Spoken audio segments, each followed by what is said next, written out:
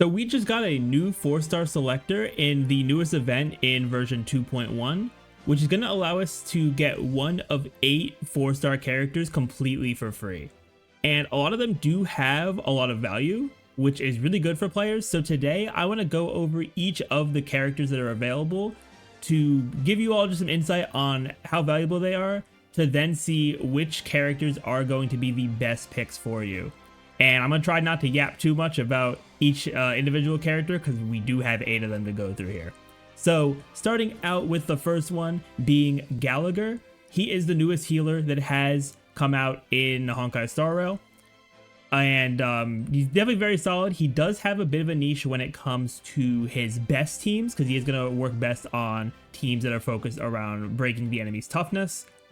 And he does have some very solid debuffs as well through his ultimate and his enhanced basic attack.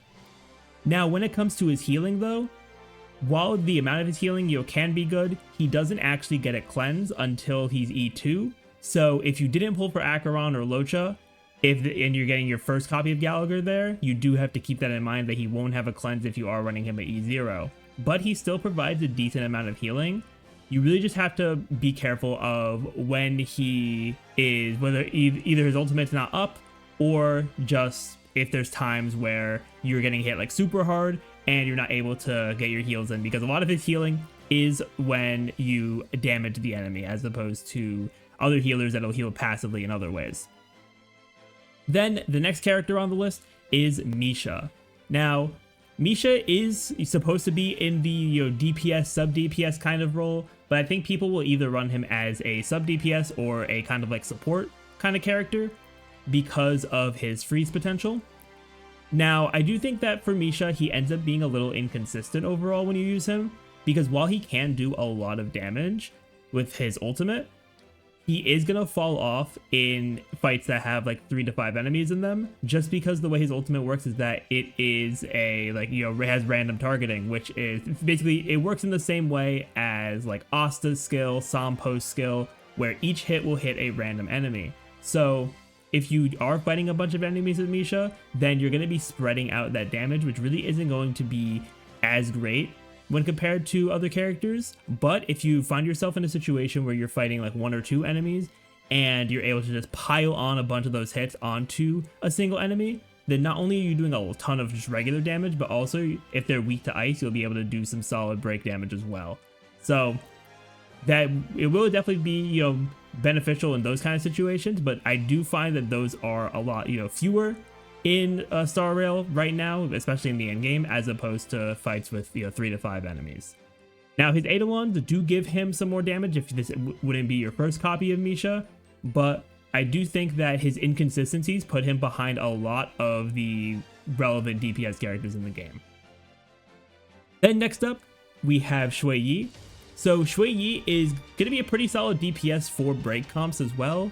But I do think that with the way you need to build her, you are going to need to have a very good amount of investment to really make her worth it.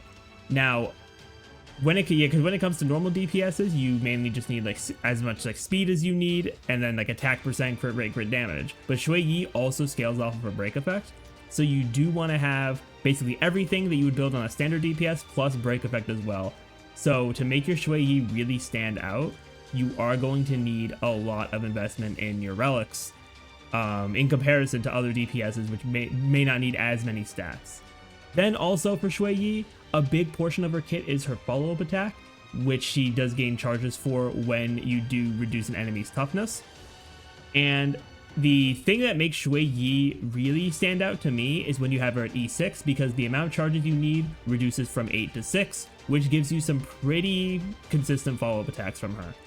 So because of that, if you do either have her at low Eidolons right now, or you have her at, or you don't even have her at all, then she might not be as worth it right now unless you really do want to start investing in a break team, because I think she is going to be very solid for those comps.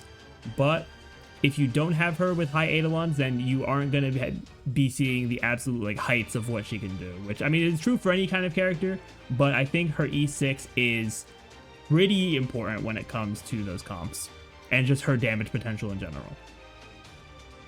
Then next up we have Hanya, who over the past few weeks, I've kind of realized that she is really slept on, not because she's bad, but just because of how good Harmony as just a general pack has become and just has been throughout all of Star Rail. So Hanya, she is able to generate SP, which is a pretty rare thing for characters to be able to generate outside of just like using a basic attack or like something on their kit that gives themselves back a skill point. But Hanya's skill, she's able to generate SP, and then her talent's able to provide a damage bonus whenever you attack the character or the enemy with the burden status on them from Hanya. And if you do have Hanya already, I do think that all of her Eidolons are very good in improving her support capabilities. Whether it is advancing her action forward so she can apply the burn status more consistently, or just, you know, increasing the amount of time her damage reduction, or her damage increase, I mean, is up for your allies, is, you know, very solid. Now, I do think that if you are someone who has a lot of like the very powerful harmonies, right? Like you have Ruanmei, you have Sparkle, you have Bronya, you might not find as much value when it comes to Hanya, but I do still think that if you are struggling for harmony characters, that Hanya could be a very solid pickup and can be very good for more so like a hyper carry type of comp. Then next up we have Guinaifen. Now Guinaifen is you know, kind of a niche sub DPS option. She mainly will work on dot teams and break teams, and now also she can be good for she can also be good on the Acheron teams if you don't have second nihility beyond Pela to pair with Acheron. So yeah, the big thing with Guinaifen is that for debuffs, she can apply burn with both her basic attack and skill, and she can also apply her Fire Kiss debuff on her ultimate, which will increase the amount of damage that the enemy takes. And it's stackable too, which is very nice. You can get a pretty solid increase of damage taken. And when it comes to her Eidolons, if you already have Guinaifen, they are helpful, especially her E1, which gives her access to an effect res debuff, and then her E6 gives her an extra Fire Kiss stack that she can apply to an enemy. But even though these can, you know, benefit her overall, I don't see as much like versatility for Guinaifen when it comes to being, you know, usable on a lot of comps. So she is going to be more valuable to people that are using her for like dot comps, but she could still be a good option overall, you know, regardless of that. Then next up we have Luka. So Luka is, again, you know, kind of similar to Guinaifen, a niche like sub DPS character, but he is a lot better when it comes to break teams, because bleed as the physical dot is the strongest when it comes to initial break damage. And with that, you know, pairing with you know, a good break effect stat and just like a solid built Luka can do some crazy damage in bursts if you make sure that he's the one to break the enemy. Like I've seen Lukas do like over 200k on a break, which is absolutely ridiculous. Plus they would still have, you know, the bleed effect on them. So if you're pairing that with like a dot team, or you're using a break team with like Ruanmei and Gallagher to, you know, further increase the break damage as well, Luka is going to be insanely powerful for you. But outside of those situations, and even like he becomes a bit more niche as well, with the fact that his enemies need to be weak to physical, because he does need to be the breaker. Outside of those situations, Luka really isn't too valuable, unfortunately, so he does end up falling off when it comes to consistency around the game. But if you are leaning into that break style, or you want another dot character, Luka can be a good pickup for you as well. Then our second to last character here, we have Lynx, who I do think is, you know, in terms of like tier list wise, probably the best character on this list. She is a very solid 4-star healer, and she does have a bit of a niche similar to Gallagher, where for Lynx she does have a bit more value when it comes to using her with destruction DPSs, especially Blade and Clara, because they do want to get hit, and using her skill on them will increase their aggro value. But she does still she does still work extremely well with a lot of comps. So even if you're not using like destruction DPSs, you are still able to get some good heals. Her ult has a team-wide cleanse, which is very good.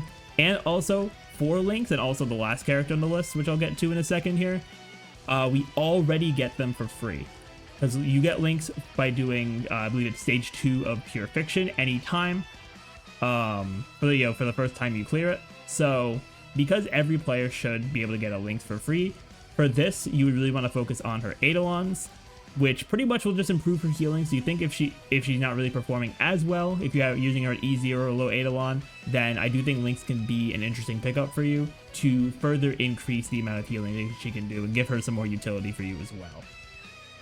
Then the last character for the selector is Yukong.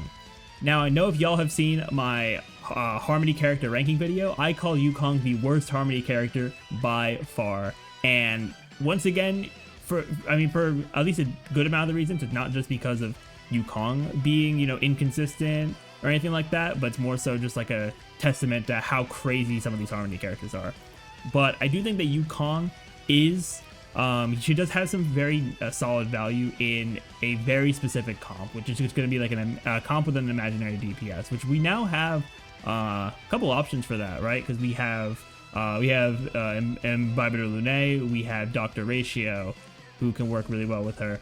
Now, is she going to be better than some other options? Of course not, because some of these Harmony characters are broken. I know Dr. Ratio has very good synergy with Topaz, but if you don't have as much of a well built out character roster on your account, plus the fact that you get Yukong for free, this could be a very solid Eidolon, which is important for Yukong especially, because honestly, I feel like she's not very usable until you get her to E6, where she'll get a little bit more consistency with having her Roaring Bowstrings buffs active to get the most out of her support. So now that I've gone over all 8 of the characters, you all might be wondering, alright, who is going to be the best pick overall? Now I do think that every person's account is going to be a different situation, so there's not like I wouldn't say there's like a one character that's like you need to pick this character right now kind of thing, but I think that in terms of universally in the most situations, I think the 3 best picks are going to be Gallagher, Hanya, and Lynx. Now for Gallagher and Lynx, I do think that having a very solid healer is very important, and if you are missing out on 5-star sustains, I know we have Loach's banner out right now, we have Aventurine coming up, but if you're not playing the pull for them and you still either need another sustain if you don't have Gallagher, or you want to further build up your Gallagher or Lynx to perform even better for you if you already have them built and already have invested in them, picking up an Eidolon for them can be very good here. Then when it comes to Hanya, I do think that supports just generally will age a lot better than your DPS characters. So I do think that if you are kind of struggling when it comes to Harmony characters, or if you're a newer player as well, because I know the experienced player is not the only type of player that is looking at these 4-star selectors. I do think that the new player experience is also really important.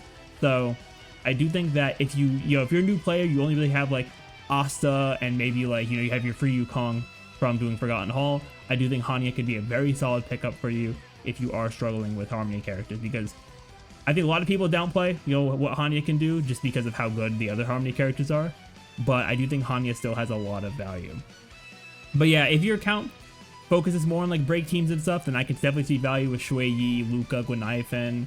Same thing with Dot. Luka and Guinaifen could have some more value there as well. If you're running Imaginary but are missing out on those Harmonies, Yukong could also be a good option. Yeah, so it really just depends on what your account is going for. But I do think that just universally, Gallagher, Hanya, and Lynx are going to be your top 3 options here. So yeah, let me know what you think of the characters available here, and let me know who you're going to be picking as well from this list. I probably am going to actually pick Hanya myself, just to get her to E6, because she is sitting at E5 for me right now. But with that, everyone, I want to thank you all for watching. And with that, I'm going to see you all in the next one.